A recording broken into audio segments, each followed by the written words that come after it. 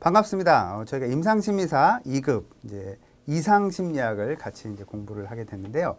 이 이상심리학이라고 하는 과목은요. 여러분이 이제 그 이상심리학을 공부해 보신 분들은 뭐 이상심리학이 뭐다라는 걸 아시겠습니다만 이상심리학을 공부 안 해보신 분들은 이상심리학을 뭐라고 이해를 하시면 이제 좋으냐면 정상과 비정상을 구분하는 어떤 기준을 배운다 이렇게 생각을 하시면 됩니다. 그래서 어떤 행동, 그 다음에 어떤 감정, 그 다음에 어떤 사고를 했을 때 이걸 우리가 정상 범주에서 벗어난 정신장애라고 부른다라고 하는 다양한 기준들을 배우게 돼요. 그래서 이상심리학을 쭉 배우시고 나면 어떤 사람들이 주변에 있는 사람들이 저런 이제 특정한 행동을 하면 야 저거는 이제 무슨 장애의 이제 그 특징에 해당되는 행동들을 하는구나라고 이제 여러분이 좀 아실 수 있을 정도로 이렇게 정상과 비정상에 대한 기준을 배운다 이렇게 이해하시면 되겠습니다. 근데 이상심리학이 최근 우리나라에서 배우는 이상심리학들은 미국의 이제 어떤 이상심리의 기준들, 그래서 DSM이라고 하는 진단 기준을 갖고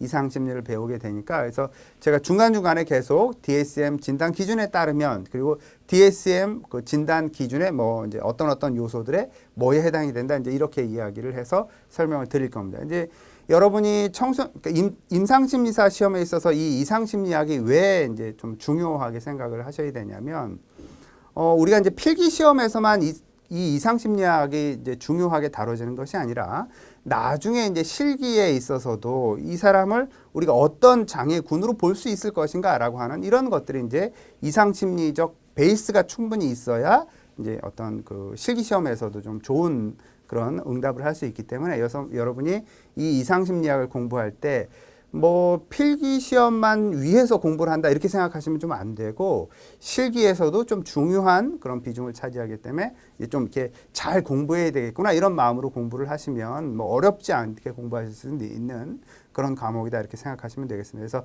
다 외울 수 없어요. 그래서 우리가 이제 합격하는 정도로만 알면 되기 때문에 다 외울 필요는 없지만 그래도 좀 이렇게 좀 신경 써서 열심히 공부해서 나중에 이제 실기 시험에도 좀 도움이 되겠다 이런 마음으로 공부하시면 좋은 어떤 결과가 있을 것 같습니다.